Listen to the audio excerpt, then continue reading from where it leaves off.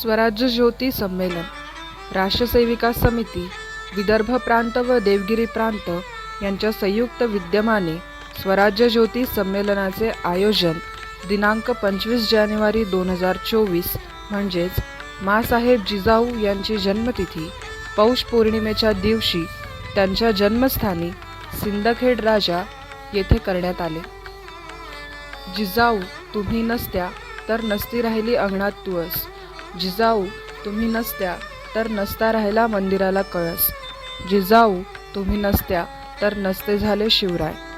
शिवत्वाकडे वाटचाल करणारी जीवन पद्धती म्हणजे शिवा.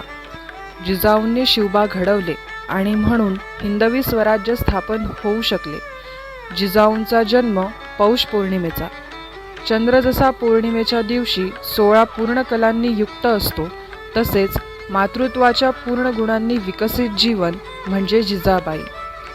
ध्यास घेऊन त्यांनी राज्याचा इतिहास आणि भूगोल बदलवला आणि स्वराज्य उदयास आले.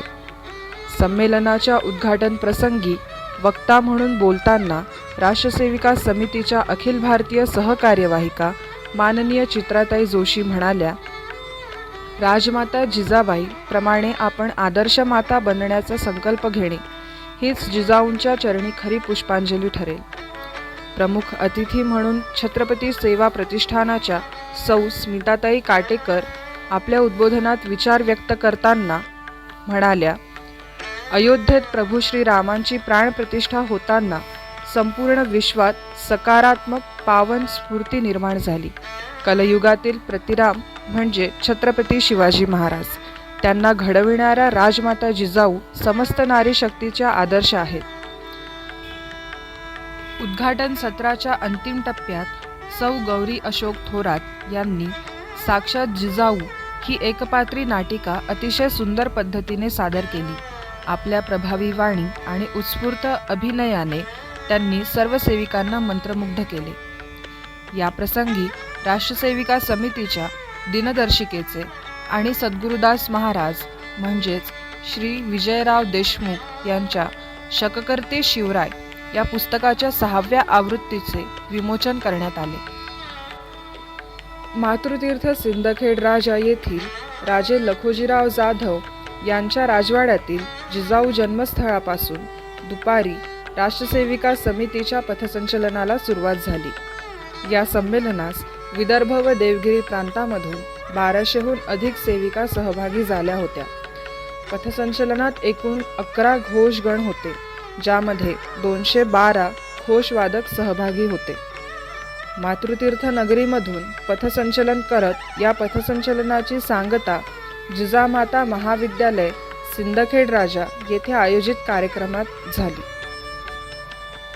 जिजामाता महाविद्यालय सिंदखेड राजा येथे संपूर्ण संमेलनाचा समारोपीय कार्यक्रम आयोजित करण्यात आला.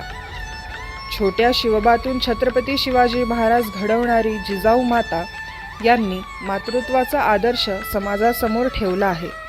जिजामाता यांचे कर्तृत्व हे त्यांच्या इतिहासामधून समजून घ्यावे लागेल. शिवबा आणि मावळे जिजाऊ मातेने घडवले. त्यांच्या जन्मभूमी मातृतीर्थाची माती आपल्या कपाळाला गंध म्हणून लावा आणि आपले राष्ट्र हे रामराज्य म्हणून उदयास आणेल असा संकल्प जिजाऊ माताच्या मातृतीर्थावर करा, हे आवाहन राष्ट्रसेविका समितीच्या अखिल भारतीय सहकार्यवाहिका माननीय अलकाताई इनामदार यांनी केले. देवगिरी प्रांत व विदर्भ प्रांत संयुक्त विद्यमाने आयोजित स्वराज्य ज्योती संमेलनाच्या सांगता प्रसंगी त्या प्रमुख वक्ता म्हणून उपस्थित होत्या. यावेळेस मंचावर प्रमुख अतिथी म्हणून राणीसाहेब छाया विजयसिंग राजे जाधव या राजे लाखोजीराव जाधव यांच्या वंशज उपस्थित होत्या. मातृत्वाचा आदर्श राजमाता जिजाऊ या आम्हा सर्वांच्या अभिमान आहेत, आमचे दैवत आहेत असे मनोगत त्यांनी व्यक्त केले.